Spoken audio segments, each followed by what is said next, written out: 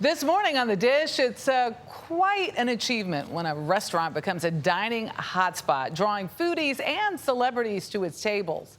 But even more impressive when it remains a draw for more than 20 years.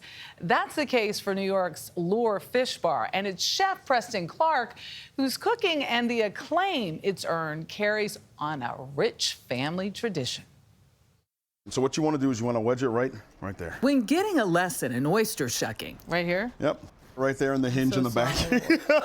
A dull knife just won't right here, do. put it down. Towel goes over it so you don't cut your hand. Okay. Put the knife in the hinge and then rock it back and forth while applying very light pressure. And patience is a must. You put it right there. In the time it took me to shuck one of these East Coast Beaujolais. A little bit more, keep going, rocking back and forth. Yep. Oh! Chef Preston Clark made an entire platter. He's been prepping oysters since he was 12 years old. I just slurp it up. One of the many culinary skills he learned from his parents, as well as the joy of pleasing palates. Oh, wow. That is delightful. Did I... Oh, that's a big smile. That's a big smile there. As the name might suggest, seafood reigns at Lure Fishbar. Clark was hired as executive chef in 2014, and 3 years ago was promoted to corporate executive chef and culinary director. How would you describe it? How would I describe a Lure Fishbar? Unbelievable restaurant, a New York institution. I like to say my father had the institution uptown, I have the one downtown.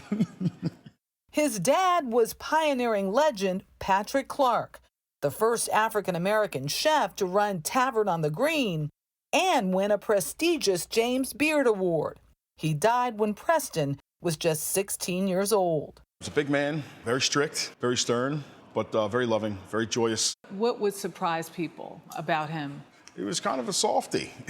He's kind of a softie. I'm the oldest of 5. There was a bunch of us always running around. Never really lost his temper too much. And I think that was kind of the opposite of some of the people in his professional life understood. You said the langosta allá and dame un lobster mac and cheese. Yeah, very fresh, huh? A trait Clark admits he shares. Very nice. Let's get it together, huh?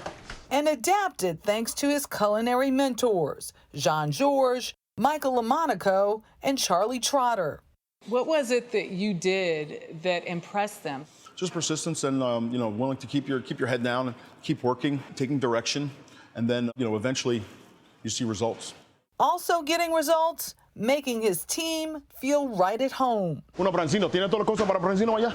One reason he insists on speaking Spanish and is learning French and some Wolof, a widely spoken language in Senegal, too. ¿Hay pescado adentro? Communication is key. When you can communicate with someone and they can understand you, you get the best out of them. And plus, they don't get upset. They can get done what they need to get done and then kind of better themselves on the way.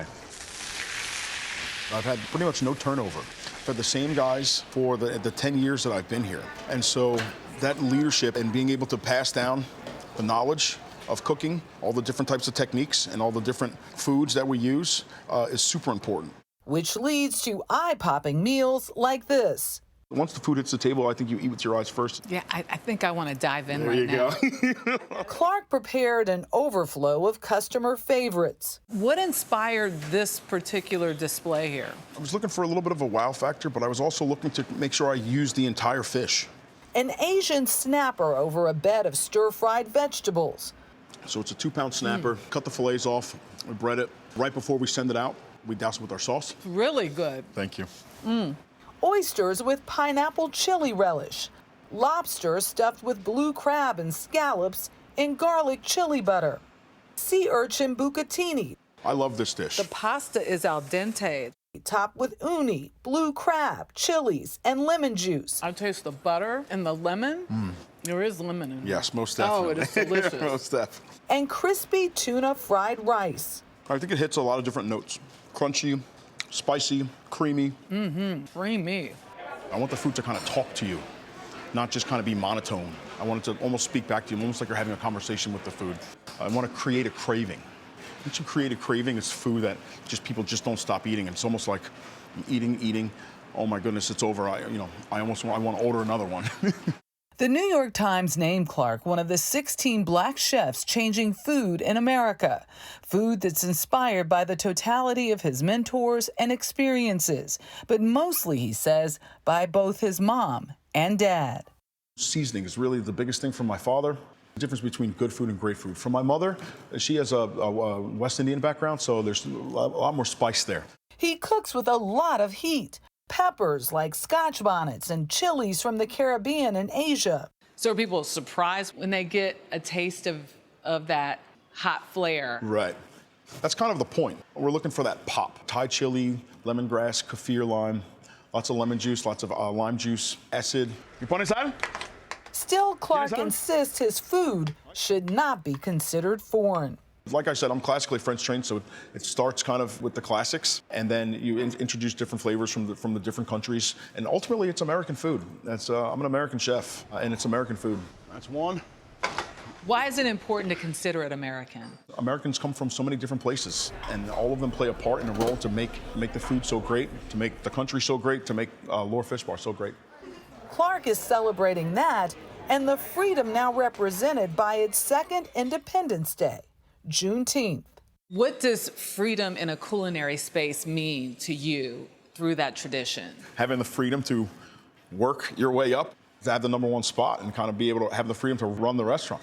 I would say that I am an American chef who is very much in love with all kinds of cuisine. No one on the planet can mess with my collard greens, but I am super ecstatic that I'm able to make so much more than just type of soul food. So, freedom to choose. Freedom to choose the type of cuisine you'd like to make and present to the world. And that deserved a toast. Cheers. Cheers to you. And here's to being one of 16 of the greatest. Thank you. Loved that, loved all of this. And this is the wow factor, that Asian snapper. I brought it along with the deviled eggs. Taste, take a bite. Okay. Yummy. I've been there. It is amazing. That restaurant, if you haven't gone, if you live in New York, you get there. And if you come to New York, go there. Amazing. I had never been before walking, and I know Preston, but I had never been. Shame on me. Shame on you, and now absolutely fantastic. Are deviled eggs your favorite food? Huh? Are deviled eggs your favorite They food? really are. Yeah.